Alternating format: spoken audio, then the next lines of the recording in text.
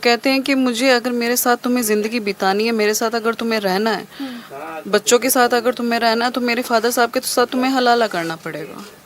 मैंने उनके फ़ोन में भी बहुत सी उनकी न्यूड्स पिक्चर वगैरह और किसी और लेडीज़ के साथ में देखी है। बार चाचा के साथ कंफर्ट होने में क्या जा रहा है तुम्हारा? हमारे घर में ये चीज़ें नॉर्मल है, चली आ रही है। जय हिंद दोस्तों। यूं तो कहने के लिए हमारे देश में 3 तलाक कब कब बंद हो चुका है।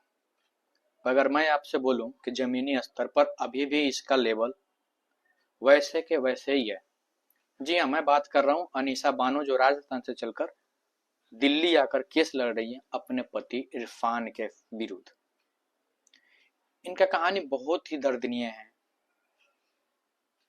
जैसा कि अनीसा का कहना है कि इनका शादी 10-12 साल पहले हुआ था और शादी के लगभग 3-4 साल तक सब कुछ बढ़िया चल रहा था।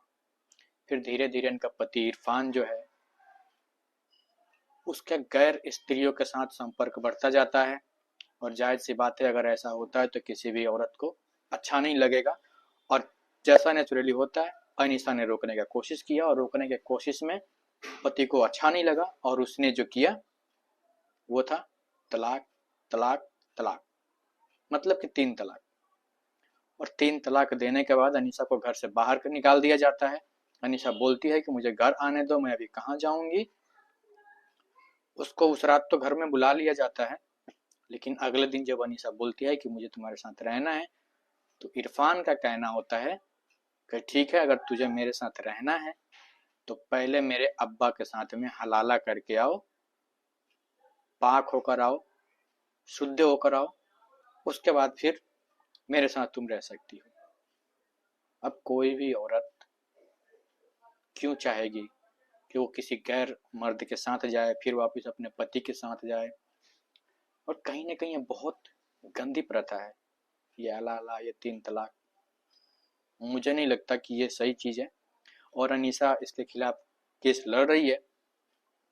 उसकी एक 12 साल की बेटी है, 7 साल का एक बेटा है और इस हद तक गिर गए हैं कि उसे अपने बेटा बेटी से मिलने नहीं दिया जा रहा है, घर से बेघर कर दिया गया है।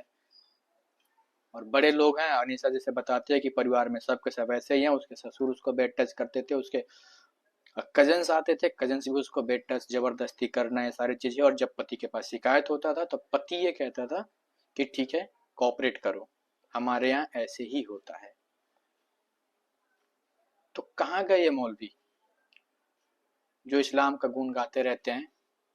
कहाँ गए? आज अपने ही बहन के साथ ये खड़ा क्यों नहीं है? होना चाहिए ना खड़ा।